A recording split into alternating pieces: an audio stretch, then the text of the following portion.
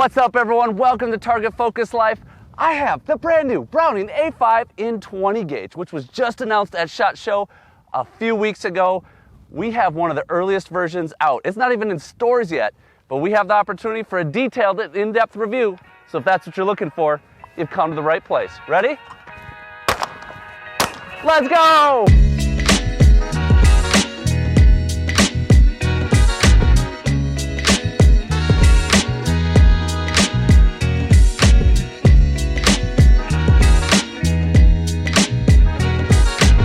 The Browning A5 has a deep history dating all the way back to the late 1800s. Now, this isn't the same A5 that maybe your grandparents had, although it has a lot the same look. This is a newly designed A5 that's been around for a while, but only in 12 gauge and 16 gauge. And just recently at SHOT Show in January, Browning announced the 20 gauge, which I know people were super excited about. And of all the shotguns at SHOT Show, this probably had the most hype, the most buzz. So this is super cool that we get to get hands-on before pretty much anyone else in the country, pretty much. A few select have shot this already. I'm looking forward to it, guys. This is a beautiful looking gun. I know a lot of people like the A5. I like the A5, so you put it in 20 gauge, I'm a big fan. Now, Browning says this is a lightweight, auto-loading 20 gauge shotgun ready for hunting. Primarily a hunting gun, could shoot some clays with it. I'll tell you why it wouldn't be my choice for a clay gun in a little bit. But what else does Browning say about this 20 gauge? Let's just read some of their marketing, because that's always fun. Weighing under 6 pounds, the gun is a dream to carry all day through the fields. Nimble to the shoulder and packs plenty of punch when the time arrives to pull the trigger. All right, well, there you have it from Browning, but let's see what this bad boy is all about. First, looking at the specs. MSRP is one of the first things we start with. What is the 20 gauge gonna run you? $1979 MSRP. Not a cheap gun. But if you go to my favorite sporting good retailer, when this gun's out, which I believe you can pre-order, it'll probably be less than that. So that's pretty cool. The A5 has already been available in 12 and in the sweet 16 gauge version, and Browning has a lot of options with that. 3-inch chamber, and this is recoil operated. In fact, they call it their recoil kinematic drive, I believe they call it, which I think is just a term they came up with to say recoil operated. So one of the first things I noticed when picking up this gun is that it's so light. It feels great in the hands. I know we're not there yet. I'm getting ahead of myself. But speaking of weight, depending on whether you have the 26 or 28-inch version, I think it's 5 pounds, 9 ounces, or 5 pounds, like 10 ounces or so. Small difference between the two. But let's throw this on the scale and see what it comes out at. We have the 28-inch barrel on there. 5 pounds, 11 ounces. So was Browning wrong? I don't know. They added the sticker. That maybe added an ounce right there, the sticker. Either way, an extremely light gun, which when you're carrying all day in the field makes a world of difference. So I'm kind of looking at this gun from a perspective of upland hunting primarily. Would this be something I would carry upland hunting? Would I shoot a few clays with it? Probably. I already have, but because it's so light, you're probably gonna get more recoil, felt recoil that is. Now, Browning says it packs plenty of punch. So does that mean on the bird, or does that mean your shoulder? We'll find out in a minute here when we look at recoil and reliability. Length of pull, distance from the trigger to the center of the butt end, 14 1/4, but it comes with 2 spacers that you can put right here on the butt end. It comes with a 1/4 inch spacer and a 1/2 inch spacer, so you could add up to another 3/4 inches.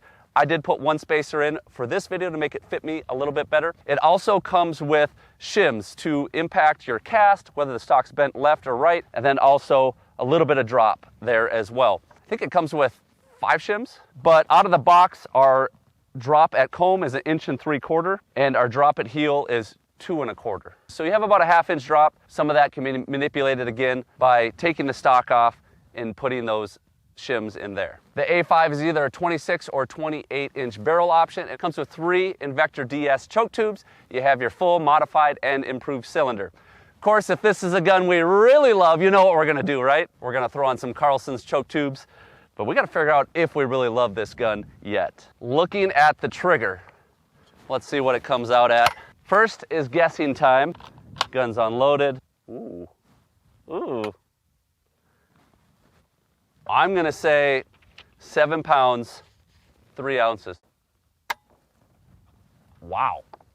That's so interesting, 5 pounds, 7 ounces, which is lighter than the gun weight. And that's why I did that little test to begin with. It's angle of the trigger, that's why. See, as I rotated to get more parallel with the gun, it actually broke. That is interesting. If I'm there, it's not gonna pull. If I rotate it, there we go. Let's try it again. 5 pounds, 7 ounces on that first pull.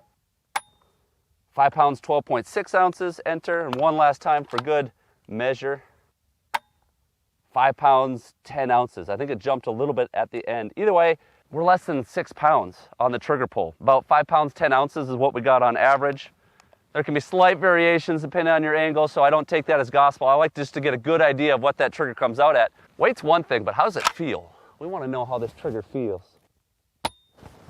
Very little pre-travel, very crisp. I like just the feel of the trigger too. Pretty decent grip angle here. Yeah, feels great. I'm excited to shoot this gun. But first, we gotta talk about ergonomics. That is the look, the form, the function of the shotgun. So just taking a quick look at this gun, we got walnut furniture on it with 18 lines per inch checkering. Feels actually really good in the hands. I like the checkering, I like the feel. It's got a gloss finish to it. It's got a deep black receiver with a blued barrel. Inflex 2 recoil pad. This is a good recoil pad compared to a lot of manufacturers, but that Falcon Strike, you can't beat it. It has 2 beads. It has a ivory mid bead and a medium-sized fiber front bead. Put it down in the comments. Do you love a bright fiber? Or would you rather have something just like a brass or an ivory bead up front? It's got a rather large trigger guard, which I like, especially if I'm hunting late season pheasants maybe in North Dakota. It's cold, my hands are freezing, I need some gloves, I can get in there easily. The safety, very easy to slap that safety on, crossbolt safety on the rear side, which I imagine is reversible. The loading port area is slightly milled out just in front where you're gonna load here. It is not at all on the sides, actually pretty sharp here on the sides. I don't know if that's an issue. 20 gauges obviously have a smaller receiver. As I start to load, like that's gonna wear on me over time, but we're not shooting clays with this, probably shooting more pheasants, so not a big deal. Very easy. Oh, would you see that? That's a feature right there, since we're talking about the form and the function. That is a speed load feature. I think it's called the Speed Load Plus. So what happens is the bolt is locked back, we go into the magazine tube, and then you just let it fly back. Now it's in the chamber, ready to go. Continue to load in the magazine. And then the plus feature is actually about unloading. So push that down, push the button right there. Whoops, throw your shell on the ground, pull the shells out of the magazine. There you go. So when it comes to loading this gun, no issues yet, but I'll be shooting a whole lot here and I'll give you a little more feedback on what I think of that loading port. Just a circular bolt release, not oversized at all, completely adequate, easy to press. I don't have any issues with that. The bolt is nickel Teflon coated, which is supposed to help with corrosion, I believe, but also a big thing is just, I'm gonna say a word, I don't even know if this is a word, lubricity. Like it's supposed to just slide better, right? The rib is a vented rib, flat with the receiver. That's one cool thing about these humpbacks is you have a rib line that comes all the way down the receiver, all the way back here. And you'll see it is ramped a little bit. Right at the back end of the receiver, there's a little bit of, it ramps up into the rib. Very beautiful looking gun. There's just something about the A5s. They always catch my eye. I think Browning's done a great job with this. Very classy looking.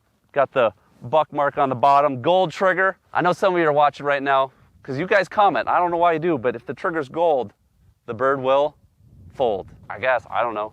So a lot of times, especially when you have a stepped up rib, you have the receiver, then it steps up at the barrel. This lengthens your sight plane by about 8 inches. Whether that makes a big difference or not, I don't know. I'm tending to look at the bird. I'm not looking down here other than my peripheral, but we'll see. We'll see how well I shoot this when it comes to speed shooting in a minute. But for now, we want to look at recoil and reliability. First, we're going to just look at how well this gun cycles. We're starting out with the Federal Top Gun 7/8 ounce target loads.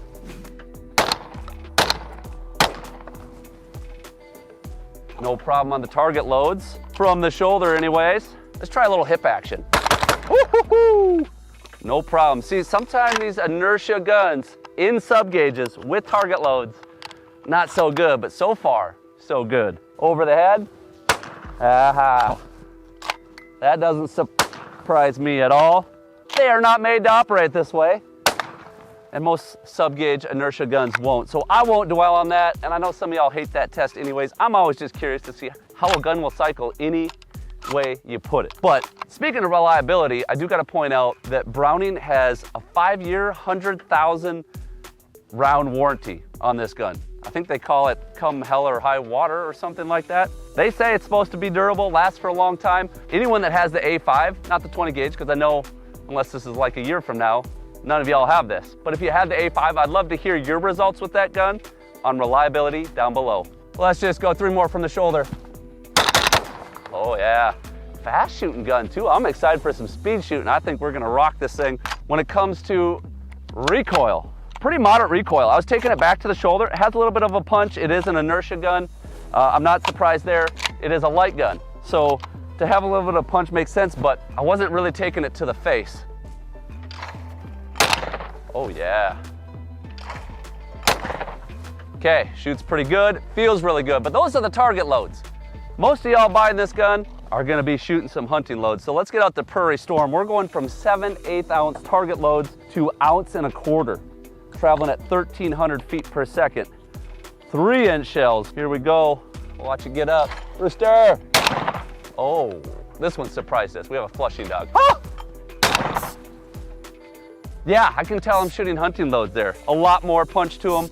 Still pretty much back into my shoulder. I'm feeling a little in my face, but for a gun that's this light that I'm carrying all day, I have no issues with that at all.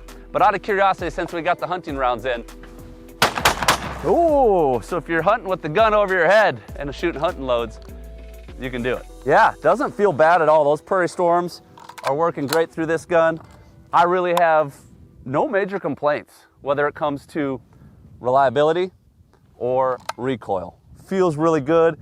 If you're gonna be shooting high volume, yes, a Falcon Strike, but if you're pheasant hunting like me and you're maybe only shooting 15, 20 times in a day, maybe a couple boxes at most, probably not gonna notice. Great shooting gun. I'm excited to shoot more here in a minute when we get to speed shooting and put it to the final test. But for now, we are gonna look at quality of build. To do that, there's not a lot to look at. I know this is a quality gun. Now, I had the opportunity to break down an A5, original A5, recently, and I can tell you they are very complicated to take apart, especially if you want to take the bolt out. You got to take the stock off to get the bolt out. The modern A5, definitely not like that. The fore end and the barrel come together. We're gonna close the bolt handle out. I'm gonna get my bench block here to not beat this gun up. We're gonna pop a couple pins here.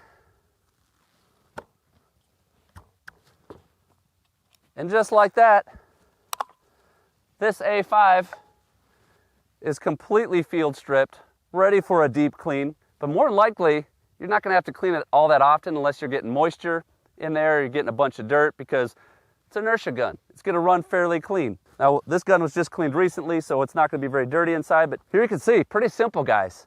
I don't have any major concerns. Everything I'm looking at is solid, simple design, but I'm not shooting 100,000 rounds today, believe it or not. So if you have an A5, put it down below. How reliable has it been? Quality of build? Have you had issues? If you actually put the bolt in with the receiver upside down like this, the tail will go in accurately every time. Upside down, there it's in. This is a 2-pin design. I have noticed over the years, a lot of inertia guns, their trigger group is a 1-pin design, which I absolutely love. 1-pin, 2-pin, not a big deal either way. Boom, just like that. Oh, I almost forgot. There is a turnkey magazine tube. So to take the plug out, you just get a key or a screwdriver in there, push down, turn it 90 degrees, and then the plug can pop right back out. And you can do the same to put it back in. So that's really cool. They make it very easy to do that. We got to get this gun back together so I can start whipping clays, doing some speed shooting and putting it all on the clock, seeing how it runs. Boom. Just like that. We are hot to trot. One last thing to mention on quality of build is there's some things you can't see. Lengthened forcing cone, it's backboard, and that's supposed to give you better patterns. We're not gonna be able to test that today, but put it in the comments if that's something you'd like to see. Different guns, patterned. What difference does a lengthened forcing cone make? What difference does a choke tube make? All that stuff. Love to hear your ideas. Put it down below. Now, it's been winter in Minnesota. Actually, it still is winter in Minnesota, which you wouldn't know because there is no snow and it's not freezing cold, which is crazy strange. But it's been a little while since I've got to do any speed shooting. So we'll get this gun warmed up. We'll get some rounds through it and see what we can put on the clock. Why do we do speed shooting, you may ask? Because this is where it all comes together. It has to do with mount, it has to do with trigger pull, it has to do with reliability, recoil, how fast can I get back on the birds. I will get an extremely good feel for this gun, and then I'll give you my final thoughts. I thought we were gonna start out so great. That was a 1-2-8, but I missed that third clay. I was a little nervous, guys. I haven't shot in a while. Ooh, baby. That was fast splits, but slow to get on. Cheated. I cheated, I threw early. Yes, threw early, but I was curious on the splits. Oh, a 1-9 and a 2-1. All right. Not bad. We're getting faster. We're getting back in the groove of it. I know this gun can do better though. It's me that's holding it up right now. That would have been good. Yeah, a 1-9 and a 2-0 split. 0.55 on that first shot. I like those splits. Terrible shooting. 1-9 to 1-8. It's pretty fast for a 20 gauge. Inertia 20 gauge, for sure. God dang it. That was a perfect throw. 1-8 and a 1-7 split. I think our pacing's okay. Well, the good news is this gun can shoot pretty dang fast, and it's been very reliable. Bad news is I have not been able to hit very well. Knocking off some, not rust, but ice. Knocking off some ice from the winter. I'm feeling it though, it's right there. That was the one! That was a 107, pretty sure it would have been legit. But I missed the last shot. I did have a 1-7 split in there. Over them every time, every time. Positive is, this is how you get a lot of rounds through the gun and get a good feel for it. There we go. Not my fastest run. We ended up with a 1-2-2. The trouble that I had with this is it is a very light gun. I was whipping the barrel. I was raising my head. It is a little short for me.